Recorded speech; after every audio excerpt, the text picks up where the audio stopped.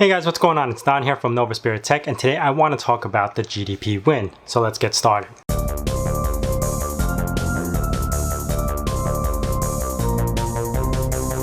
Alright, so this little guy is a 5.5-inch ultra mobile PC or handheld laptop that runs Windows 10. Now, why am I talking about this guy? This is probably one of my favorite gadgets that I've ever owned, ever. Now, this little guy is actually built for gamers, and you might be thinking like, hey, it's so small, it doesn't have dedicated graphic cards, how am I supposed to play games on there?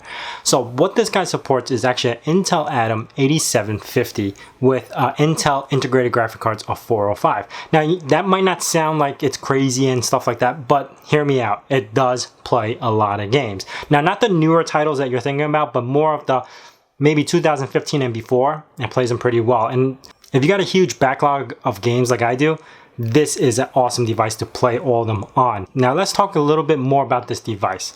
So like I was saying, it's got an Intel Atom processor, quad core, 1.6 gigahertz, turbo boost to 2.4 gigahertz, and it has 4 gigs of RAM and 64 gigabytes of storage. On the back side, you got the 2 trigger buttons on the left, you got a headphone jack, USB 3, micro SD card slot, USB-C for charging, and also if you got an on-the-go cable, you could stick in another option in there, and then the right trigger buttons. Now once you open this guy up, you're going to notice a 5.5-inch screen, IPS touch panel.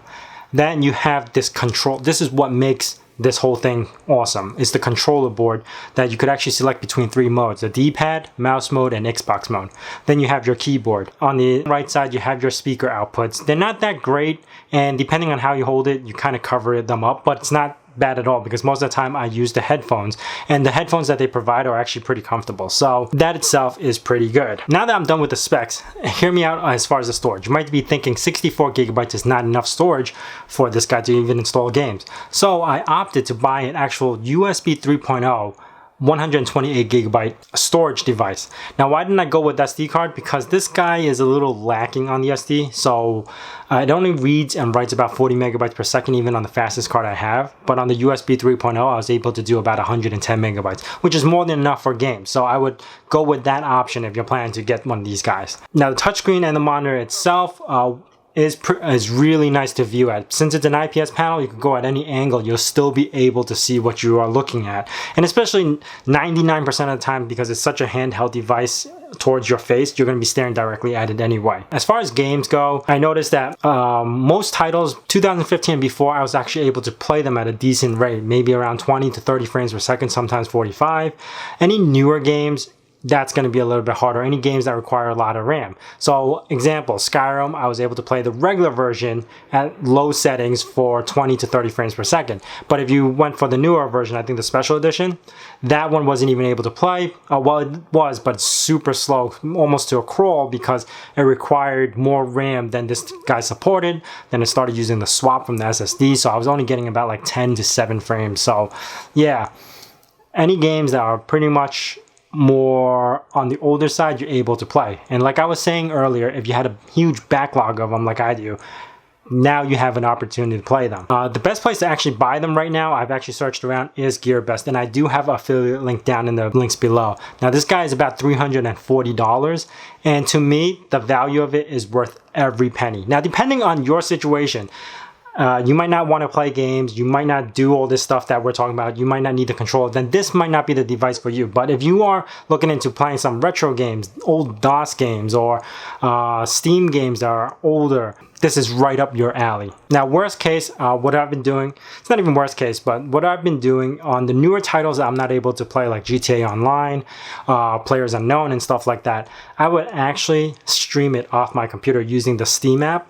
And I have no problems. Just turn it on to Xbox mode controller, and then you're able to play it off your device, streaming it from your computer, and it's really smooth. So that's another option for you if you want to play the newer games, but you don't want to sit in front of your computer. There's a huge community behind this guy, which you can actually find a lot of details on. The first thing you want to do is actually the Heatsink hack, or the Heatsink mod.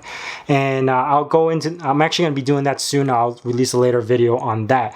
It's basically the heatsink is not seated perfectly to the point where you're actually getting a lot of thermal throttling. So yeah, that's probably one of the first hacks you want to do. Then the BIOS hack, where the memory is actually underclocked. It's at 1066 versus the 1600 megahertz.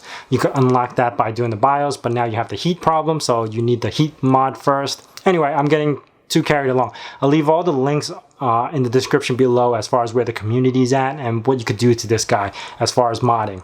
I'm actually going to be using this device a lot on my gaming channel, where I'm going to get games, almost newer titles, to get this to run. Probably set it to the lowest setting or config settings just to get this guy to work with the game. So check out my gaming channel. I'll leave it in the descriptions below. As far as conclusion, think about what games you're going to be playing. Think about what you're going to be using this device on. Like I said, if you have a huge backlog of games or DOS games or retro gaming, stuff like that, this might be the device for you. It's worth every penny. But if you're not planning to play games with this guy, then you might want to look elsewhere. They actually have more handheld device from GDP. They have the GDP XD, the GDP Pocket, and this is the GDP Win. So you might want to take a look at that option.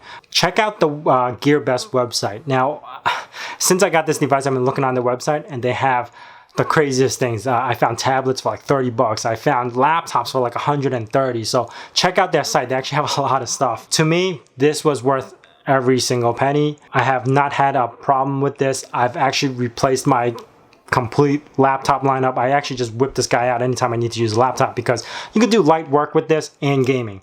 So guys, if you enjoyed this video, please hit that like button. If you guys got any questions or comments about this little guy, hit in the comments below. If you guys are new to this channel, please hit that little subscribe button. And as I say in my nerd cave, hack till it hurts.